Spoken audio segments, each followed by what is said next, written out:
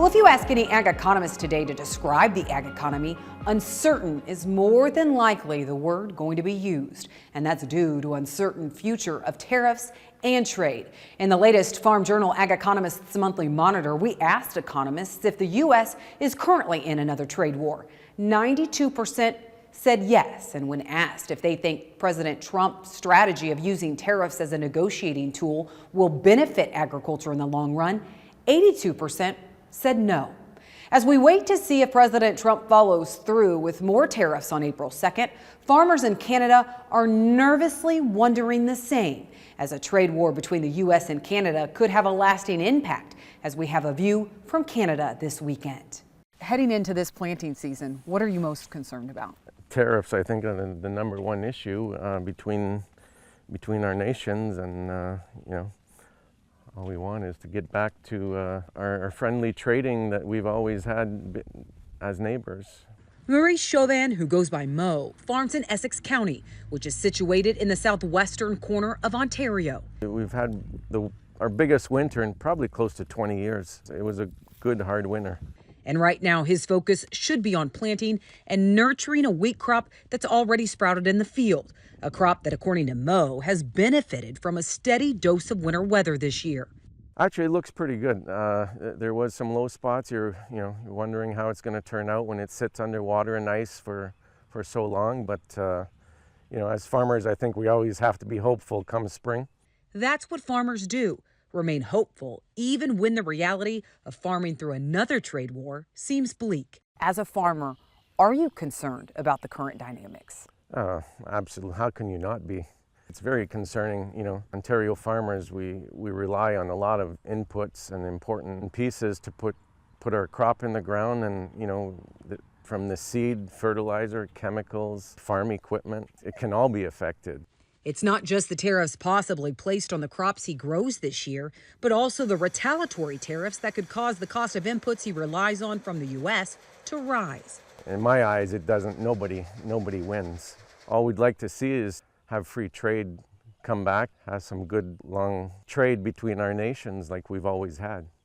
The concern is being echoed by farmers all across Canada. It's the unknown, and getting my crop on my own farm in a timely manner without any surprises as far as added costs.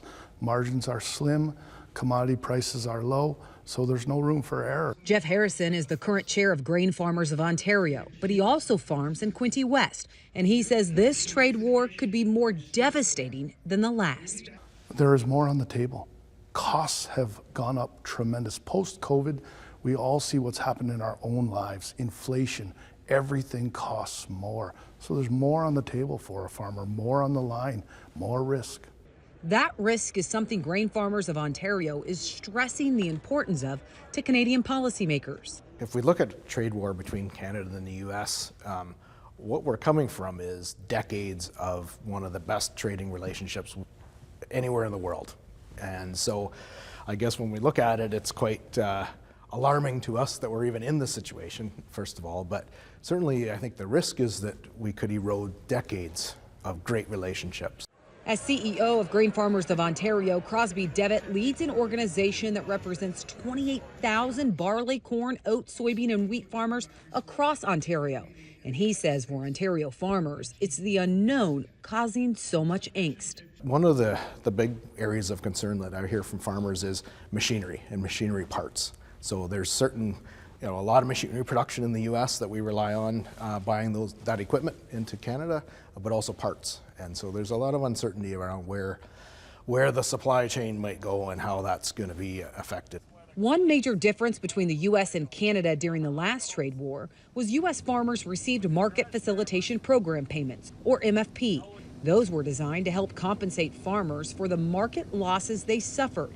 In Canada, commodity prices were hit just as hard, but there were no payments to farmers. We do have, a crop insurance program, for example, that's really just a yield-based insurance program. That's the main one, but nothing that would be specifically designed to handle a disruption like this in our marketplace. It's farmers who were on the front lines of the last trade war, and GFO is concerned farmers will get hit hard again.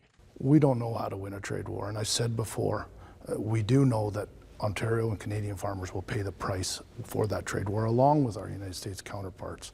But we need our government to know that retaliatory tariffs will hurt our own farmers. Good decisions need to be made.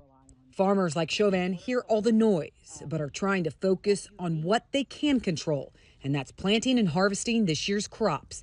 But out of the 3 crops he grows, corn, soybeans, and wheat, he doesn't know which crop will be caught in the middle of a trade war this time. Nobody really knows. I've been asking that question, and all crops are concerning, I think, because you know, Ontario farming, I think it's a $6 billion export business into the U.S. Those are big numbers, you know, and it's concerning. But this Canadian farmer says in his mind, one thing's for certain: no one wins in a trade war. Our concerns are the same, and I mean, we all, you know, live to put the crop in the ground, and farming runs in your blood. Doesn't matter if you're American or Canadian, or we all want to put the crop in the ground and feed the world. Now, one farmer came up to me after our live taping this week and said the best way to describe our emotions right now is we are hurt. When we come back, another trip abroad, Ag Around the World is next.